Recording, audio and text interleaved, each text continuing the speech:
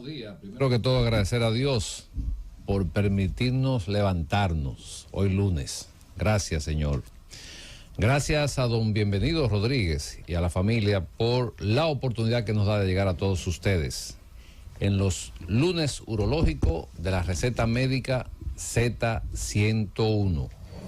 Iniciamos en el día de hoy con el tip urológico de la semana. Tengo agrandamiento o crecimiento de la próstata. ¿Debería tomar medicamento aún si estoy orinando bien? La respuesta es que no. Cuando la próstata crece y no produce ninguna sintomatología, ningún trastorno para orinar, demostrado con estudio, con análisis, el paciente no necesita usar medicamentos. Ante la duda, visite a su uróloga o a su urólogo. Y continuando, quiero hacer un comentario de algo que escuché en el área de pediatría, y es el aumento de la incidencia de la transmisión del herpes en los niños. Entonces, hay una condición que se da con frecuencia, es que cuando, atención a las madres, a las amas de casa, a las que pues alimentan a los niños.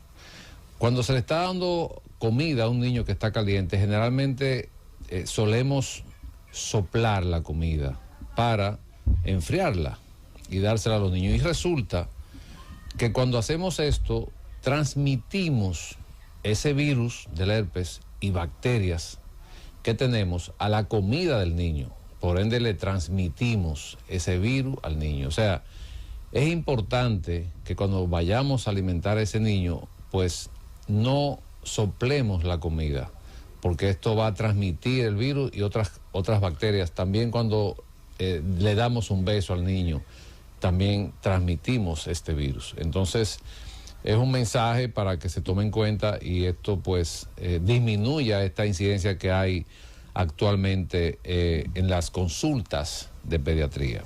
Señores, tenemos una invitada especial, yo la catalogo como una científica de la nutrición, una doctora que ya ha estado con nosotros y nos ha dado cátedra. Tenemos hoy como invitada especial la doctora Erika Pérez. La doctora Erika Pérez nos va a hablar de un tema hoy que es muy común, pero nos va a orientar, nos va a decir los pros y los contras. Sueros vitaminados como potencializador sexual y de otras áreas. Muy buenos días, doctora, y gracias por aceptar la invitación y sacar de su tiempo para orientarnos y orientar nuestros radioyentes. Bueno, pues nada, primero que nada, muchísimas gracias, ¿no? Todavía me pongo un poquito nerviosa cuando vengo a la radio, a pesar de que tengo unos añitos ya hablando para la gente, quienes me conocen, saben que me gusta mucho el tema de comunicarme con los pacientes. Y primero que nada, darle las gracias a los doctores Ledesma y Mateo por invitarme a este espacio y considerarme, ¿no? Con tanto ese preámbulo tan bonito sobre lo que nosotros queremos hacer, que es marcar la diferencia cuando nosotros hablamos de nutrición, y sacar un poquito a los pacientes de la voz populis o de lo que piensa la gente, e irnos un poquito más a la parte científica que tiende a ser más objetiva.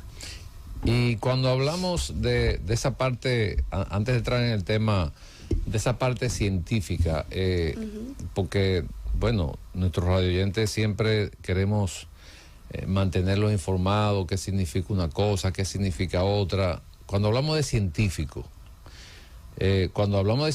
la gente entra en pánico a veces. Entonces, ¿qué significa científico? Okay. Vamos a aplatanarle un poquito, sí, llevarla sí. al terreno de los pacientes. Fíjate, se supone que cuando yo hablo de la palabra científica, yo me refiero a que ha sido ampliamente estudiado.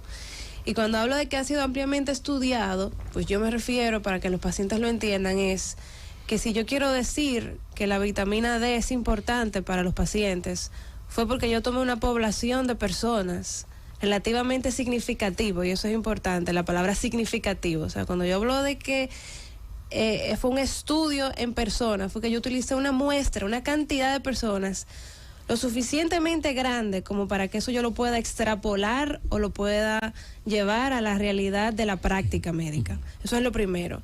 Entonces, nosotros en nutrición tenemos muchísimas limitaciones porque lo que es científico es limitado porque no se ha hecho tanto estudio cuando de alimentación se trata. Y eso es importante porque para los pacientes tienen que entender que cuando yo dije yo quiero que tú uses candesartán o yo quiero que tú uses losartán para bajarte la presión, fue porque yo utilicé miles y a veces millones de pacientes y con una sola pastillita yo pude comparar si eso, comparado con nada, hacía una diferencia para la presión. Eso es algo mucho más fácil de medir que yo decirte, no, mira, vamos a coger 10,000 personas y vamos a darle arroz. Y a 10,000 personas no le vamos a dar arroz y vamos a ver cuál engorda y cuál no. Eso es muy difícil de lograr, principalmente por un tema de que yo tendría que internar 10,000 personas y supervisar que esa persona se lleve toda esa comida a la boca.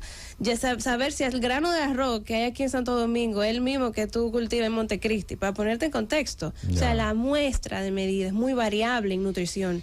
Y eso hace que sea cada vez más difícil poder hablar de ciencia cuando de nutrición se trata. Entonces, de lo que vamos a hablar es qué se ha estudiado desde el punto de vista científico en diferentes áreas de nutrición, en este caso, sueros vitaminados y otros temas interesantes que vamos a hablar, y qué hay hasta el momento demostrado a la fecha, sabiendo que hay muchas limitaciones, como la que te acabo de decir, al momento de establecer conclusiones. Ya. Yo espero que eso haya respondido más o menos la Sí, pregunta. claro. Y cuando hablamos de suero vitaminado, o sea, aparte del suero vitaminado, esa guerra que tenemos frontal, digo tenemos frontal porque yo estoy seguro, convencido que tanto tú como Ledesma somos de la misma, vamos a decir, escuela, del mismo equipo, en que entendemos que el paciente es el centro, el paciente es lo más importante, y muchas veces cuando nos dicen, dame doctor, una pastillita, digo, bueno, pero es que no sé para qué te la voy a dar, yo tengo que investigar primero cuál es la situación. Entonces, entrando en el tema, ¿a qué se refiere el suero vitaminado? Que estoy tomando esto, pacientes que no son ni hipertensos ni diabéticos y toman 6, 7 medicamentos de que preventivo. ¿A qué se refiere con el suero vitaminado realmente? Ok, bueno, la palabra suero vitaminado es de suero, así como todo el mundo sabe, algo que se pone, que se inyecta, ¿no? Que te ponen un catéter en la vena y eso te lo inyectan, como que te pusieron un suero para hidratarte. Aquellos que se emborrachan y le ponen una dextrosa, le pusieron un suero dextroso. O sea, un suero es eso. Vitaminado, que tiene vitaminas, ¿no? Entonces, eso es algo que ha venido revolucionando los últimos 10 años porque pues antes a la gente tomarse una pastilla le resultaba cuestionable. ¿Qué tú me estás dando? Que yo no quiero beber pastilla, yo prefiero tomarme un té. Ahora la gente se lo está inyectando. O sea, ya ni siquiera tengo tanto temor de tomarme 15 pastillas al día. No, ahora quiero que tú me inyectes un suero para que vea que eso es lo que me va a hacer. Entonces, resulta que si es natural, la palabra natural, la gente la asocia con vitaminas, porque tiene algo de los alimentos que viene para ayudarte. Entonces, todo lo que se supone que es natural, a la gente le tiende a ser mucho más atractivo que si es un fármaco, que si es un químico. Como si todo eso que yo te estoy inyectando no pasó por el laboratorio para yo poderlo llevar. O sea, que es lo mismo. Absolutamente. Entonces, la palabra vitamina, para que la gente sepa, viene la palabra vitalidad, algo que es vital. Se supone que las vitaminas, cuando se fueron descubriendo, la idea era decirte, oye, tú necesitas de esto para poder vivir, es esencial para tu vida y tu cuerpo no lo produce. ¿Ok? O sea, de ahí es que vienen las palabras vitaminas. Pero resulta que a medida que hemos avanzando en la parte científica, nos hemos dado cuenta de que muchas de las vitaminas, nuestro cuerpo las produce de una manera autónoma. Nosotros tenemos mucha capacidad y que la mayoría de las vitaminas que hoy conocemos están en los alimentos de manera tan amplia que tú no necesitas suplementártela. Por eso se habla de que son micronutrientes, una dosis muy pequeña para yo cubrir mis necesidades básicas para vivir, para darle esa vitalidad a mi cuerpo. Entonces, lo que pasa es que ahí no se quedó todo. La gente entendió la parte vital, es necesario para vivir, pero nadie te dijo, óyeme, pero en una cantidad de tan ínfima que tú comas 2 deditos de lechuga, 3 deditos de brócoli, carne todos los días, tú vas a cubrir esas necesidades, para ponerlos en contexto. Pero son tantas los nutrientes que tal vez en una sociedad que no se sabe alimentar bien, es muy probable donde usted no cubra ni siquiera las necesidades básicas, y esa es la realidad. Tal vez esa idea de que usted puede conseguir todas las vitaminas en los alimentos es más realista en sociedades de mejor educación nutricional. El tema del suero, yo recibo pacientes doctor, yo estoy un poco débil, yo necesito que usted me ponga un suero. Yo digo, bueno, yo no hago eso, ni sé cómo se hace. Bien. Ni sé cuál es la función, y entonces los pacientes me dan unas descripciones que yo no sé de dónde la sacan, pero bueno. Entonces, eso se ha convertido aquí en una epidemia, se puede decir. Lamentablemente incluso médicos que se están dando la tarea de hacer cosas que saben que no funciona. Yo sé que eso puede lastimar a alguien, pero no lo estamos haciendo con esa intención. Lo hacemos con la intención de defender a la población, de defender a nuestros pacientes, de que tengan un tratamiento con criterio definido. Entonces, cuando yo recibo a esos pacientes y me dicen, no, pues ya me inyectaron tal cosa, o sea, yo creo que usted nos oriente con relación al suero vitaminado. ¿Cuáles son las ventajas? ¿Realmente es necesario? ¿Para qué se usa? ¿Por qué hay tanta demanda de este tipo de tratamiento? Gracias por volver a llevarme al tema, que si me siguen preguntando de otras cosas me voy a ir. Mira, fíjate que la respuesta corta de si el suero vitaminado es eficiente, la respuesta es que depende, y que depende a corto plazo. Por ejemplo, tú me dices, no, Erika, yo quiero ponerme un suero porque a mí me acaba de dar COVID, o porque yo tengo COVID y yo quiero que tú me pongas unas ultradosis de vitamina C y que tú me pongas, eso es muy popular aquí, vitamina A, B, porque es que yo siento que eso me va a ayudar a fortalecer mi sistema inmunológico, que es principalmente el concepto de estos sueros vitaminados. Entonces te voy a decir, mira, la realidad es que como las mayorías de las vitaminas que tienen estos sueros vitaminados son hidrosolubles, las cantidades excesivas de estas vitaminas, para ponerlo llano, se van a eliminar por la orina, el exceso, porque simplemente no hay depósitos en nuestro cuerpo. Y si los hay, entonces van a estar en niveles tóxicos y no te conviene. Entonces, yo no logro con este exceso de vitamina que tú te pones, ni de C, ni de A, ni nada de eso, ni de D, ninguna, conseguir ningún efecto positivo, porque el resto de tu cuerpo simplemente lo va a eliminar porque no le funciona, no hace nada con el exceso de vitamina. Entonces, esa sensación que tú puedes tener de que tú estás mejor es completamente un placebo. Yeah. Yo no tengo evidencia científica. Un placebo significa que es nada, que no tiene ningún efecto. Es psicológico. Es psicológico el efecto. Y el efecto psicológico es real, déjame decirte, ¿eh? Porque nosotros nos creemos lo que nosotros no queramos creer.